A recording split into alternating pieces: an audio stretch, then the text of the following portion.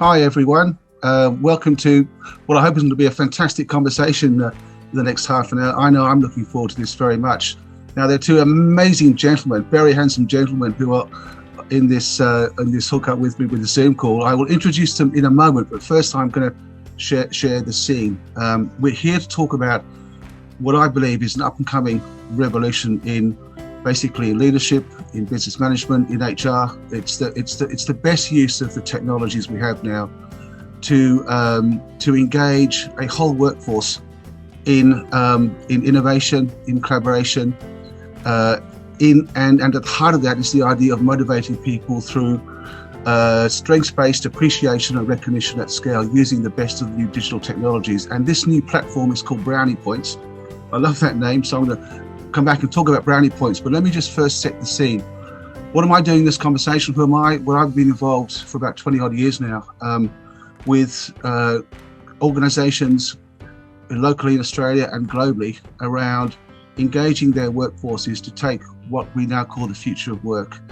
How to deploy the new technologies to engage people from the heart at scale, as well as their hands and their head, so they can produce exceptional customer experiences, that they can achieve meaning in their work, that they can also own the data and the technology platforms that are available can be put in the hands of every individual human being. So the companies I'm working with now get this idea, get this vision. They know that engagement is no longer an optional, an option for leaders, as it has been for many years. After all the surveys and HR initiatives, we still only have a small number of engaged people. Now, this is a time now where issues like inclusion, diversity, innovation, collaboration, remote working, these are topics now that are really top of mind for people. And those organizations that are investing in the new ways to engage their people at scale, not just to ensure they're connected, but to engage them from the heart, to actually innovate and to experience what it means to collaborate, to make the world a better place for both customers and for business, are the ones that are winning now. Welcome, gentlemen. May I introduce Tony Delaney, who is the CEO of Brownie Points, and may also introduce Paul Schmeyer, who is the CEO of First Contact. Now Paul is normally based in Singapore, but you are actually in quarantine at a hotel in Melbourne, aren't you? That's right. Yes, that's correct. Just on a family visit from Singapore. So at the end of the quarantine stretch, and happy to be part of this conversation. It's always a great topic and a great conversation to be a part of. Thank you, Paul. Thanks, Jeremy. Just before you get into the main part of the video, I understand that you were recently given an award. Would you, for the viewers, just explain what that reward was, please? The reason why I got that #1 rating was simply because I'm talking about how we need to engage people from the heart now in the digital world. And we're seeing this with COVID, and COVID's a crisis, but we've got people out of the buildings long enough to have reflective conversations, and we're now moving to an age where people matter. So putting people first and how to do that and then bring the technologies behind it is, I think, why I was given that #1 rating, Tony. That's fantastic. Well done, Jeremy. What is Brownie Points, and why is it important for you now? Okay, thank you. If I step back and say, in my fairly long and sometimes illustrious career, I have been very privileged to have been recognised for achievements, and have been very disappointed most of my working career for not being recognised for my performance or input. And I can say that being recognised the way I was were certainly the highlights of my career, and being made to feel inappropriate, not appreciated and not respected and valued were some of the lowest points in my career. And really that's what Brownie Points is all about. Because what we found is that market-leading organizations around the world understand that if their employees are passionate, it can have a major impact on their business.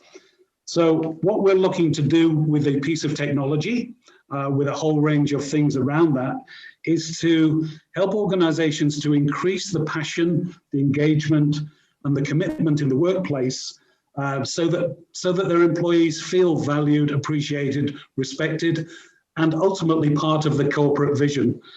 And one of the things that I love is having conversations with HR managers or senior managers in organizations where they haven't really grasped the situation. If their employees work to their potential, it can have a huge impact on the business.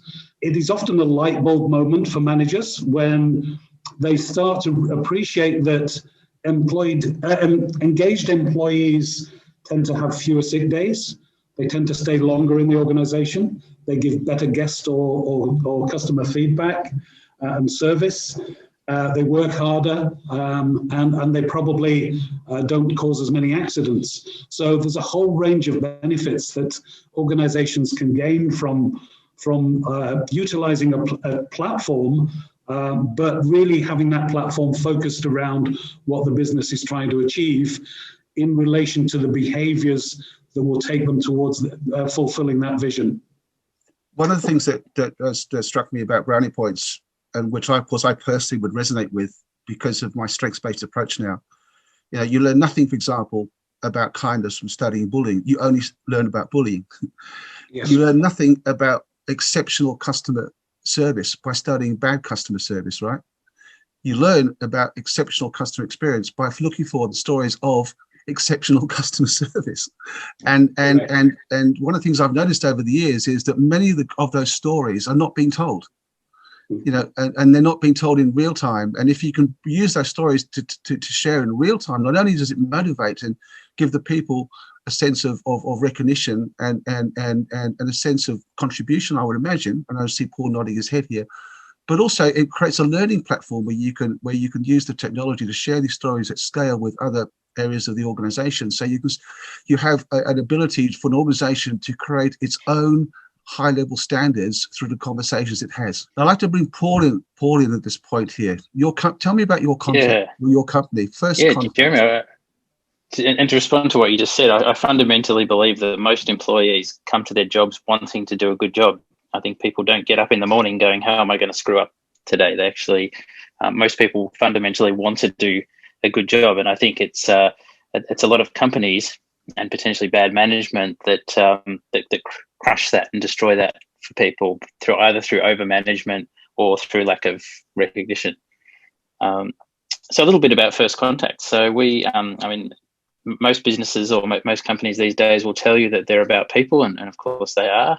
But we're right at the pointy end of that. First Contact was created in Melbourne 15 years ago, and we are at the front end of commercial, large premium corporate real estate buildings. So we're talking receptionists, concierge, workplace services for premium office environments. So and client list, which includes some of the big four banks, consulting firms, tech companies, mining companies. So you're talking these large blue chip multinational organizations who choose to put First Contact at the front end of their client or tenant engagement. And that's because of one thing, and that is our foundation actually in the hotel industry. So we're a bunch of former hoteliers at the luxury end of the business. So we understand that first 60 seconds when a guest walks into the lobby is when they're going to make their impression of that business. And it's the same for any organization. When you walk into a corporate office for these companies, whether you're an employee, a partner, a client, or just somebody coming in off the street, you're going to form very quickly an opinion of that business based on the way you're treated and the ambience of the environment that you've come into. So our people, and we've now got 250 of those people all over Australia and in Singapore, who are engaging through these interactions day in, day out with people coming into these beautiful environments. So we knew from the outset that this was a business that was absolutely about people, and it was about getting the right people. I call it actually the 4E approach: engage, excite, equip, and empower. So we've got to engage the right people to begin with. So we recruit primarily from the luxury hotel industry, from airlines, from premium retail, people who by their nature want to make your day better. These are the kind of people that we're looking for. But then we've got to excite these people, get them united behind a common goal. So we have a set of shared values around things like service excellence, collaboration, greetings and communication that offer a way for these people to achieve. And we set a very high bar in terms of wanting to provide the best experience for tenants and visitors into these office environments. So engage the right people, get them excited behind a goal. Then you've got to equip them. You've got to give them everything they need to do that job well and perform well. And that might mean removing obstacles. It might mean giving them the right processes, procedures, technology, everything they need to excel. But then the most important one is the empowerment. Then you've got to step back and let them do their job. We've all been into an environment, whether it's a shop or a hotel or any customer service environment where the service feels robotic and forced because there's a procedure that tells people how to smile and how to greet people and what to say when, and it's all very scripted and very systematic, but it's not genuine. There's no warmth in that. So we really do believe that fourth E, the empowerment, is critical to allow these people. We've got the best people. We've given them the tools to do the job. Now we've got to stand back and let them do it. So that was where, for us, it's about maintaining that momentum, maintaining that positivity, maintaining that excitement. And that's really where reward and recognition, recognizing, catching people in those moments of doing the right thing, making a song and dance and celebrating those achievements. Something as simple as an employee recognizing through empathy that somebody has come into the building, maybe for a job interview, they're looking a bit stressed. Maybe we need to calm them down, hand them a bottle of water, get them where they need to go efficiently and in the right frame of mind. It reminds me of a story when one of our concierge actually identified that somebody was coming in for an interview with one of these premium banking organizations, and the candidate wasn't wearing a tie. And our concierge actually said to him, this is a pretty conservative company. You might want to think about wearing a tie for your interview. Would you like to borrow mine? And actually handed his tie over to the person going for the interview. And that of course resulted in some great stories going around. The feedback came back, and it was a celebration moment. Catching people doing the right thing is far more powerful than going around with a clipboard, catching people doing the wrong thing and writing them up for it. So I just wanted to make that fundamentally a driving part of our culture from day one. We started with a very small team. We were in one of the largest offices of one of the largest banks in Australia. We had a beautiful team, 18 to 20 people, and I just wanted to bring in a basis of rewarding great behaviours that we then wanted to see repeated. So I created a very simple reward program whereby when we received feedback that somebody was doing these amazing stories, these service encounters, call them moments of truth, that we could give them points, and then down the line they could cash their points in for things like iTunes cards, shopping vouchers, movie tickets, that kind of thing. So we kind of built the guts of a program around that, and I was just running it off an Excel spreadsheet because for looking everywhere, I couldn't find a platform. I thought there must be a platform that I can automate this and put it on where I can just award people points and then they can cash these points in for something, but without spending tens of thousands of dollars for customization. It just wasn't there. And I think, Tony, great way for you to sort of jump in and finish that story. I happened to be in Geraldton and I was about to invest in another business. And I got back to my hotel. My wife was with me and she said, there's been an inquiry on the Brownie Points website. This person is looking to buy a reward and recognition platform, as the market called it in those days. And I thought, oh, that's interesting because we haven't got one. So I phoned Paul. He explained what he was looking for, as just mentioned. And as a result of that, I was so fired up that I decided not to invest in the company I'd gone to Geraldton to invest in, got on a plane, and a couple of days later met with Paul in Docklands, listened to what he was saying, what he needed, couldn't understand why there was nothing in the marketplace that would address both the flexibility of the requirements and the price, and thought, we can build that. So I went off, talked to a technical person, said, this is what I want. And phase one was launched, less than 6 months later, I think. And really was nothing more than a glorified spreadsheet. So it was, these are the behaviors we want to recognize. These carry points. These are the points associated with them. And here's a rewards catalog choose rewards out of that when you've got enough points to be able to redeem. Very simple, very straightforward, but it was online. And really from there, we've worked with Paul and his team and all of our other clients to get to Brownie Points to where it is today.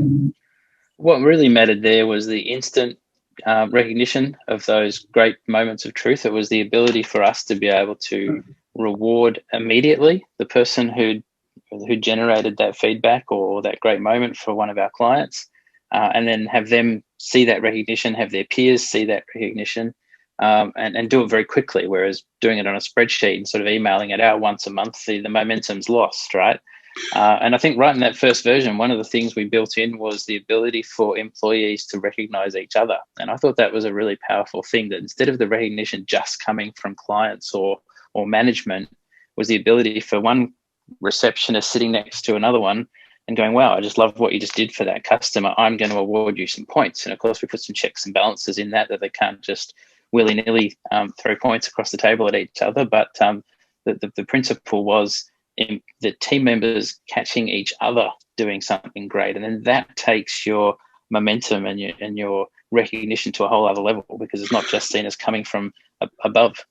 That's absolutely right. And I think there's two aspects to that. One is that recognition is significantly more important than reward. Right. But on top of that, I would say timely recognition is even more powerful, because as you would have seen with your monthly reports, Paul, the longer you leave it to recognize people and give them the feedback, the less value it has to the recipient. So the timeliness of it, the sincerity of it, is absolutely paramount. How important, and I don't want this to be a leading question, but how important has Brownie Points been in your success to date, and also in the future?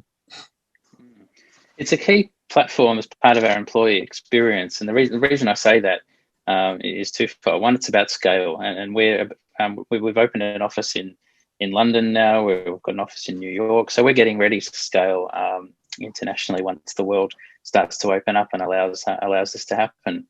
And so the critical thing is its culture, and I see it time and time again, especially with in the commercial property industry. People are obsessed with getting an app. We've got to get an app. We've got to get an app. What do we want the app to do? I don't know. We just need an app, right? So they go and get an app, and then they think, great, wow, we've got an app now. Fantastic. Brownie Points is a tool. The culture is not the app, but the app is a really powerful tool for us to reinforce and enhance our culture. If we didn't have the culture, it would just be another app, right? But by using it as a tool in the right way, it's a very fast, live, real way for us to continue to reinforce those values to our team members, continue to reinforce the behaviours that we want to encourage and see, particularly in role modelling, and to do it at scale very quickly. I mean, I remember we've got employees who work by themselves. So whilst we've got a large team, some of them work completely in a building by themselves, where they're the only representative of our business, maybe in another state where we've only got 2 or 3 or 4 people.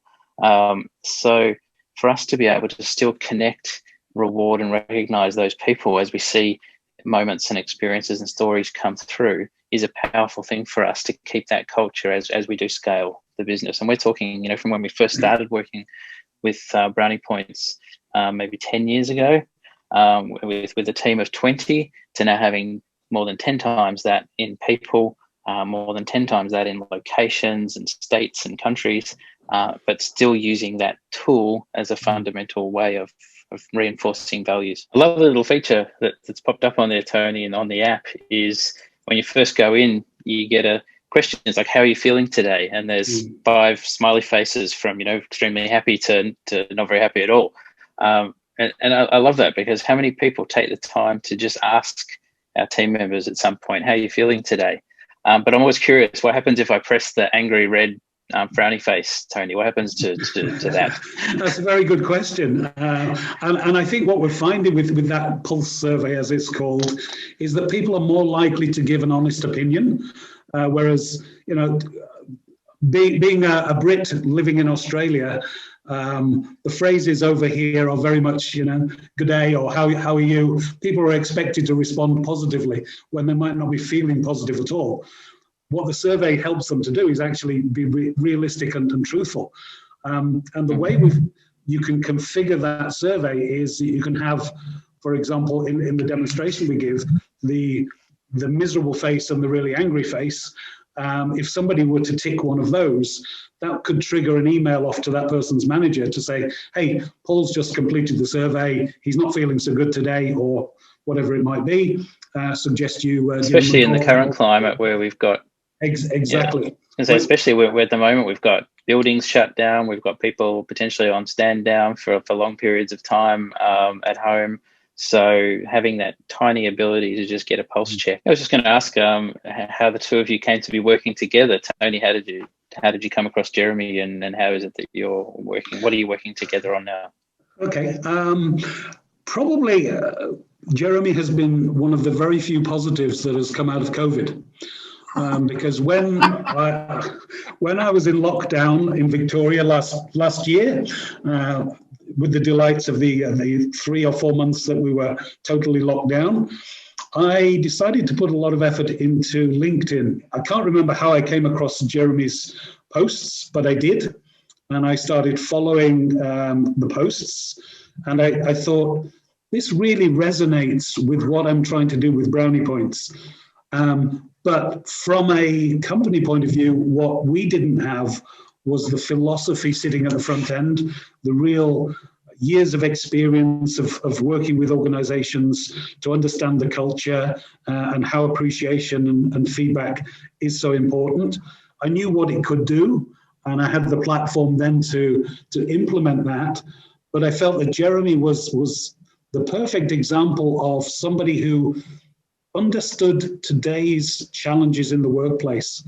And the workplace is probably changing now more than ever before, with aging workforces, diverse cultures, multi-country operations, the challenges of technology, the pressures on workers, particularly during the COVID times, to do more for no additional benefits, i.e. no additional remuneration, creating stresses. And I just felt that I should reach out to Jeremy. So I did. I got in touch with him and said, look, I think there's an opportunity for us to add value to each other. And he totally agreed. And that was how we got to where we are today with this video. What's exciting me about this conversation is when Tony reached out and said, can we have a chat? And and I first thought, yeah, another tech provider, and we had a conversation, and I realized that Tony was, the reason why Tony was bringing back Brownie Points was because he cared about people, and because he wanted the tech to make a difference in people's lives, a real difference. And he shared a story with me around how he had gone about working with one of his clients, an aged care company in Perth, to install Brownie Points. Now let me explain this, because it's really important. Let's go back to culture. I believe that the technology now that is going to be of most benefit to humanity is that which engages people from the heart, and which engages them to have those authentic conversations we talked about. To have authentic conversations, there are two principles involved here. Number one, the most engaged people in the world, those that matter 10 times over to a company, are those that get ownership of what is created. In other words, they are co-creators in that space of the content in the technology platform. And secondly, they take responsibility and accountability when they care about the topics.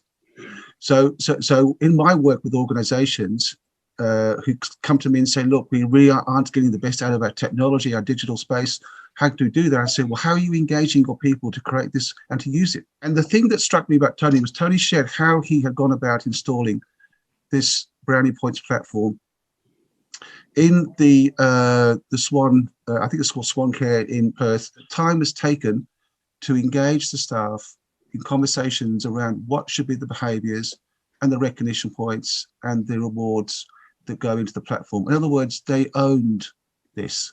And therefore, it didn't surprise me when then Tony somewhat modestly said to me, by the way, Swan Care have just been recognised as being the #1 employer in aged care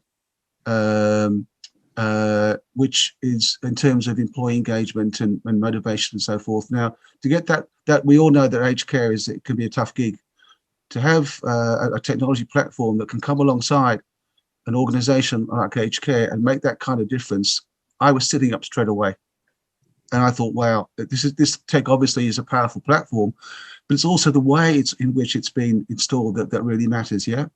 And then Tony turned around to me and said, well, Jeremy, I think we did a pretty good job, but I would love to be able to come alongside with you and see if we can take this to another level of workshopping with our clients, so we can actually install the technology in ways that really do bring a step shift improvement very quickly to an organization's culture. So the result of that has been that we now have a conversation around how we can collaborate together around workshopping with our clients and engaging them, coaching them, facilitating their conversations with their people around how they can install a culture of appreciation at scale, supported by the platform called Brownie Points. Tony, can I just ask you, what are your greatest aspirations for Brownie Points now?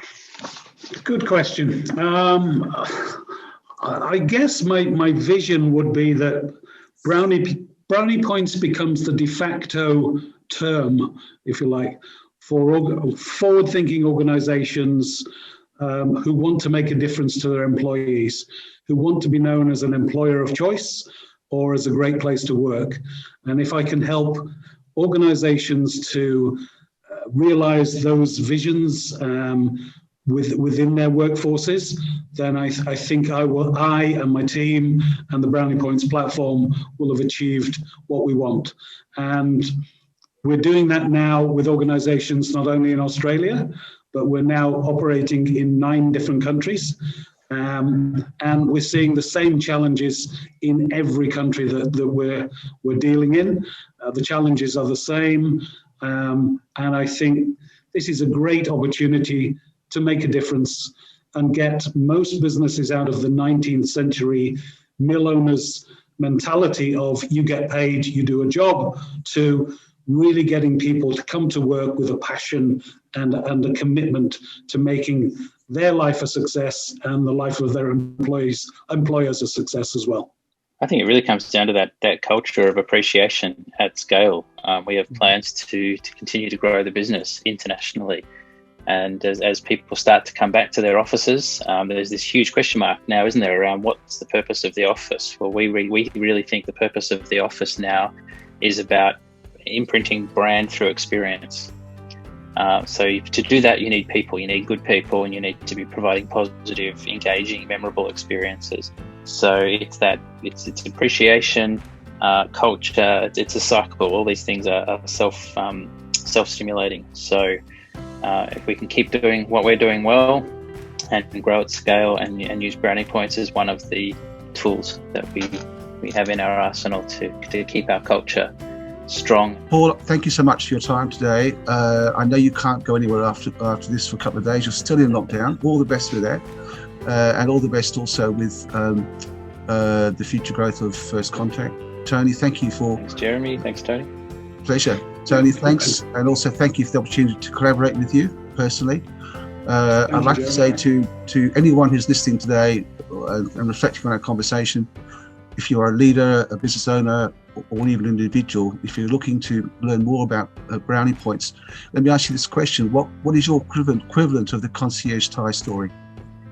You know, that's a good way to end. We deploy an appreciative inquiry conversation which says that which you want to see more of already exists. And what Brownie Points will do is tap into and unearth the diamonds covered by the dirt.